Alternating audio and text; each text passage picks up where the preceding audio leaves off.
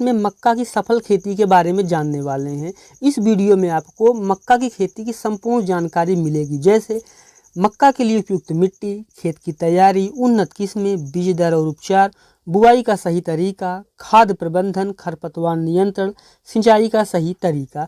जब आप इन 8 पॉइंट को अच्छे से समझ जाएंगे तब आप मक्का की खेती करके काफ़ी अच्छा उत्पादन ले सकते हैं।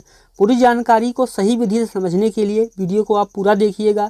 एग्री आकाश चैनल पे आप पहली बार आए हैं, चैनल को भी सब्सक्राइब कर लीजिएगा, क्योंकि खेती बाड़ी से जुड़ी हुई ऐसी महत्वपूर्ण वीडियो मैं आपके लिए बनाता रहता हूं। चलिए शुरू करते हैं। किसान भाइयों, सबसे पहले बात करेंगे मिट्टी की।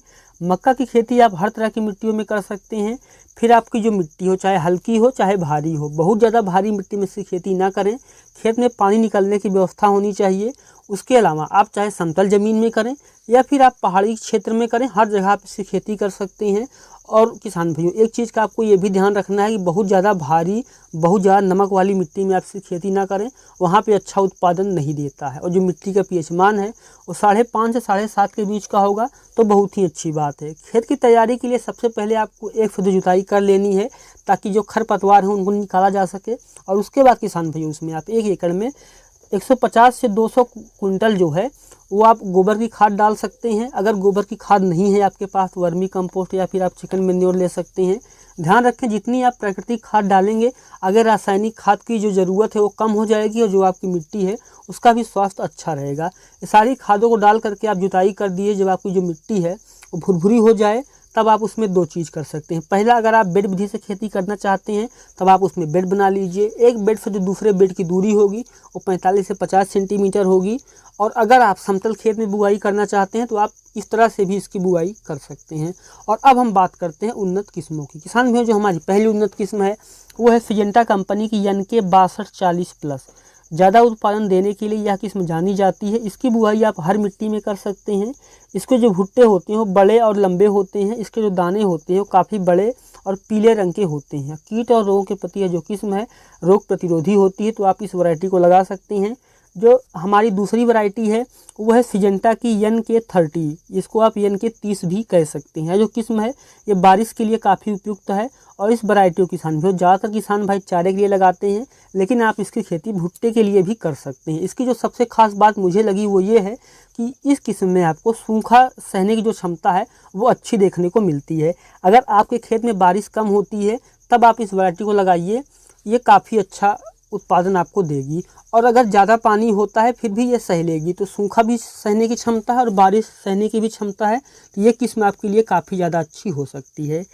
जो हमारी तीसरी वैरायटी है वो है पायनियर कंपनी की P3501। किसान भाइयों, यह बरसात के लिए सबसे अच्छी किस्म होती है। सबसे खास बात इसकी ये होती है कि जो इसकी जड़ें होती हैं वो काफ़ी गहरी मिट्टी में जाती हैं, तो इस किस्म के जो पौधे होते हैं वो बारिश में गिरते नहीं हैं। आंधी और बारिश में इसको नुकसान नहीं होता है। और इसके जो भुट्टे होते हैं काफ़ी लंबे और बड़े होते हैं।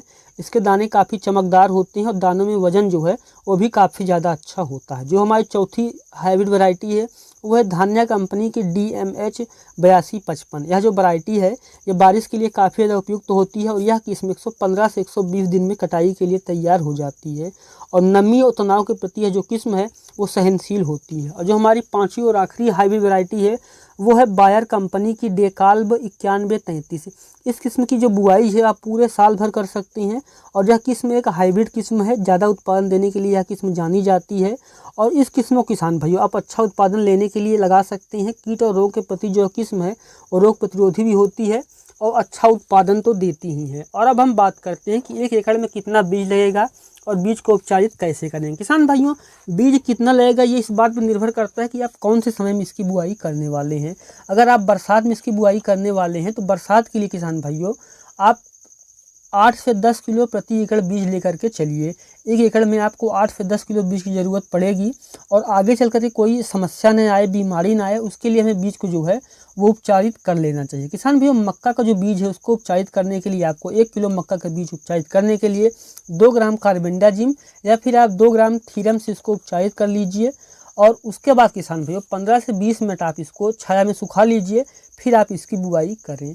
और अब हम बात करते हैं कि बुआई का सही तरीका क्या है। किसान भाइयों, बरसात में जो मक्का की खेती है, इसकी बुआई का जो सही समय होता है वो मई के आखिरी हफ्ते से लेकर के पूरे जून तक आप इसकी बुआई कर सकती हैं। ज़्यादा पैदावार के लिए किसान भाइयों आपको सही दूरी पर बुआई करना बहुत ही ज़रूरी होता है, क्योंकि अगर आप बहुत नज़दीक पौधों को बुआई कर देंगे तो आपको आगे चल कर के जो उत्पादन है वो कम देखने को मिलेगा। तो आपको पौधे से जो पौधे की दूरी है, अगर आप इसको भुट्टे के लिए कर रहे हैं तो पौधे से पौधे की दूरी 20 सेंटीमीटर, लाइन से लाइन की दूरी 60 सेंटीमीटर रखें। लेकिन अगर आप चारे के लिए खेती कर रहे हैं तब आप पौधे से पौधे की दूरी 10 सेंटीमीटर और लाइन से लाइन की दूरी 30 सेंटीमीटर रख सकते हैं। मक्के की बुआई आप ट्रैक्टर से और सीड ड्रिल की सहायता से भी कर सकते हैं। बहुत सारे किसान भाई से खेती हाथ से भी करते हैं, बुआई करते हैं, तो आप वैसे भी कर सकते हैं।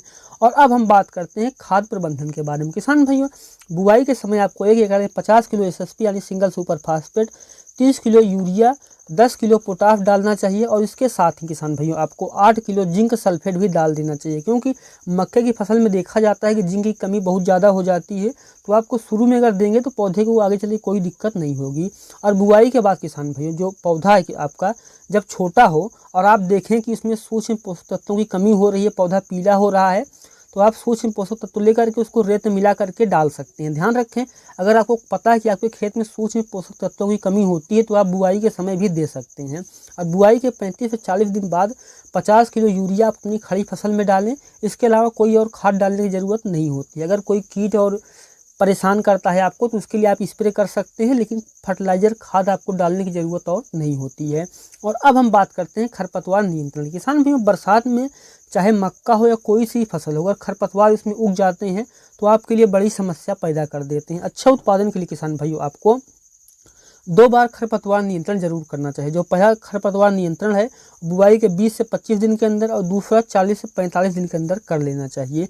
और अगर किसान भाइयों आप खरपतवार नियंत्रण नहीं कर पाएंगे, आपको पता है, तब आप एट्राजिन ले सकते हैं 500 ग्राम और इसको 2 फिल्टर पानी में मिलाकर के स्प्रे कर देंगे तो आपको निराई गुड़ाई करने की जो समस्या है वो आपको नहीं आएगी। और निराई गुड़ाई के बाद आपकी जो मिट्टी है उसमें आप खाद डाल सकते हैं, हरी खाद डाल सकते हैं या फिर आप यूरिया दे सकते हैं।